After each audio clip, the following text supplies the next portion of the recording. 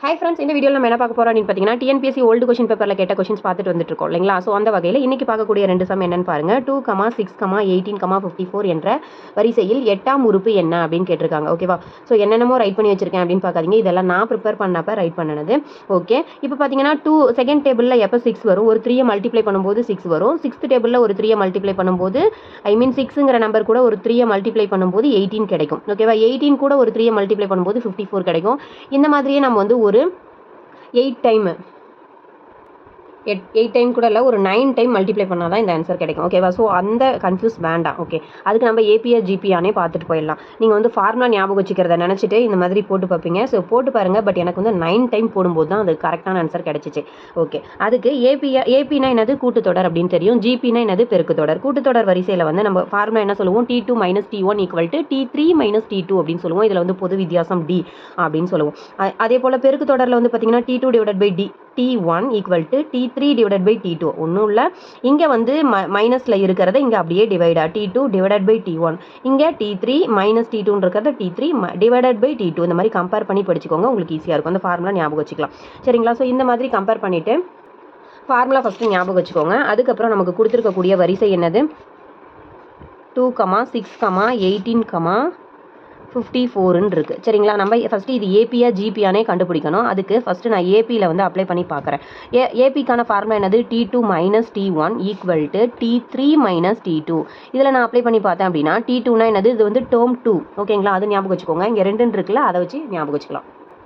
அப்படி இல்லைனா இங்கே போட்டே கூட வச்சுக்கலாம். இது என்னது, T1, T2, T3, T4 அப்படின்னு சொல்லி நம்ம போட்டு வச்சுக்கிறோம். ஓகேங்களா. இப்போ T2ஓட வேல்யூ என்னது, 6 - T1ஓட வேல்யூ என்னது, 2, T3ஓட வேல்யூ என்னது, 18 - T2ஓட வேல்யூ 6.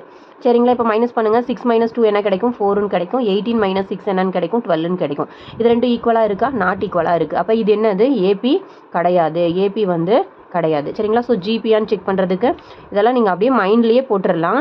நான் வந்து தெளிவாக புரியணுங்கிறதுக்காக போடுறேன். T2 / T1 = T3 / T2 அப்படின்னு வரும். இதே T2ஓட வேல்யூ இங்கே என்னது, 6 / T1 வேல்யூ 2, T3ஓட வேல்யூ வந்து 18 ஈக்குவல் இது / T2ஓட வேல்யூ 6. சரிங்களா.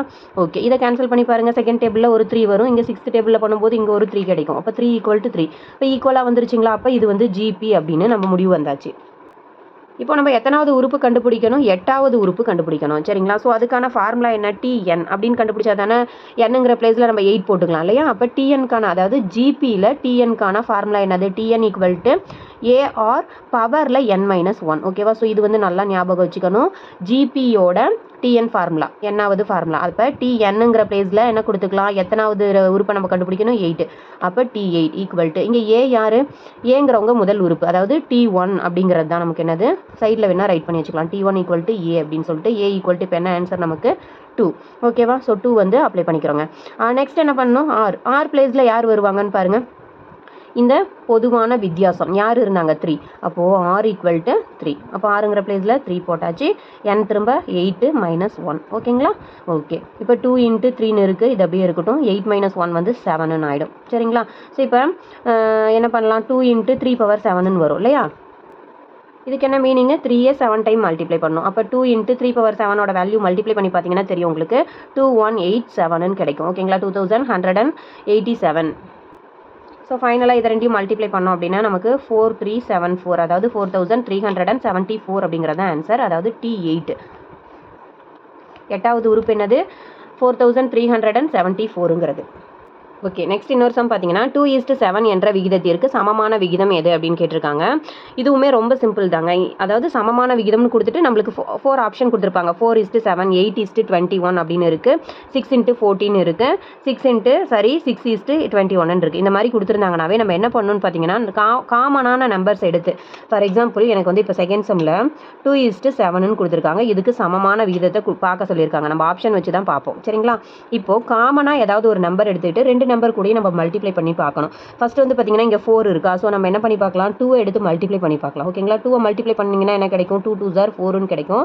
அதே போல் இது கூட மல்டிப்ளை பண்ணிங்கன்னா 2 7s என்னன்னு கிடைக்கும், 14ன்னு கிடைக்கும். சரிங்களா. 4:14ன்னு ஏதாவது ஆப்ஷன் இருக்கா, இல்லை. 4 இருக்குது, பட் இங்கே 7 அப்படியே இருக்குது. சரியா.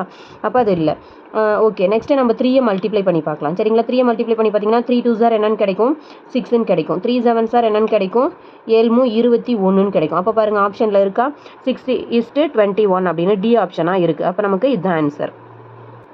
ஸோ மேக்ஸிமம் வந்து பார்த்தீங்கன்னா 2:7ன்னு கொடுத்துட்டு இந்த நம்பர் பார்த்தீங்கன்னா 21, 14 அப்படின்னு அதை விட அதிகமாக இருக்குது. ஸோ அப்போ அதிகமாக இருந்துச்சு, அதாவது கொடுத்துருக்கக்கூடிய நம்பரை விட கொஞ்சம் வேல்யூ கூட இருக்குது அப்படின்னா மல்டிப்ளை பண்ணி பார்த்தா தெரியும்.